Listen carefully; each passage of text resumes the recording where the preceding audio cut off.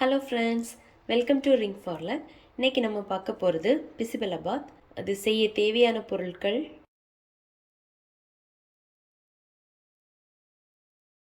இப்போ எப்படி செய்யலாங்கிறத பார்க்கலாம்.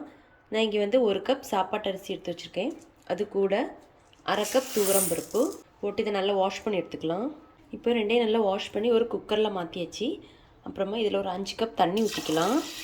அப்புறமா ஒரு 1/2 டீஸ்பூன் மஞ்சத்தூள் போட்டுக்கலாம். போட்டு நல்லா மிக்ஸ் பண்ணிக்கலாம்.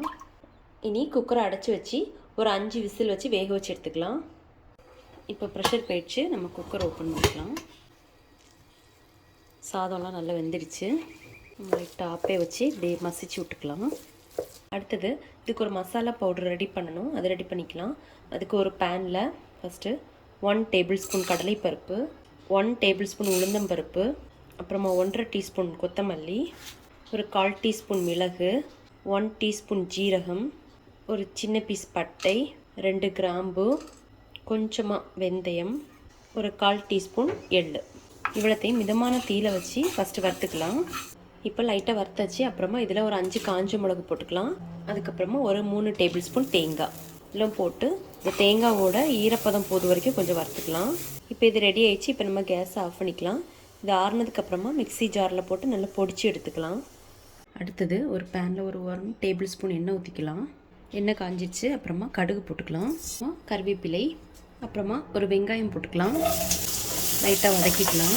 இப்போ வெங்காயம் லைட்டாக வதங்கிடுச்சு. அதுக்கப்புறமா ஒரு 4-5 பீன்ஸ், அப்புறமா ஒரு சின்ன கேரட், ஒரு உருளைக்கிழங்கு, அப்புறமா ஒரு தக்காளி, தேவையான அளவு உப்பு போட்டுக்கலாம்.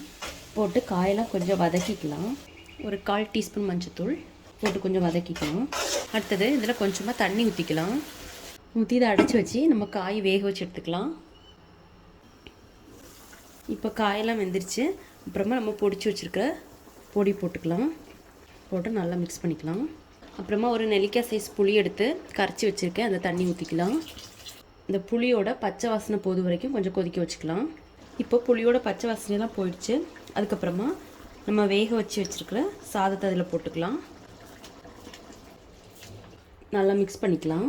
இப்போ நல்லா மிக்ஸ் பண்ணியாச்சு. இப்போ இதை அடைச்சி வச்சு லோ ஃப்ளேமில் ஒரு 5 நிமிஷம் வச்சு எடுத்துக்கலாம். அடுத்தது ஒரு பேனில் ஒரு 2 டேபிள் ஸ்பூன் நெய் ஊற்றிக்கலாம். நெய் காஞ்சதுக்கப்புறமா கொஞ்சமாக முந்திரி பருப்பு போட்டு ஃப்ரை பண்ணி எடுத்துக்கலாம். இப்போ ரெடி ஆகிடுச்சு. நம்ம கேஸ் ஆஃப் பண்ணிக்கலாம். நம்ம ரெடி பண்ணி வச்சுருக்கிற முந்திரியை இந்த ரைஸில் ஊற்றிக்கலாம். கடைசியாக கொஞ்சமாக மல்லி இலையை போட்டுக்கலாம். போட்டு கேஸ் ஆஃப் பண்ணிக்கலாம்.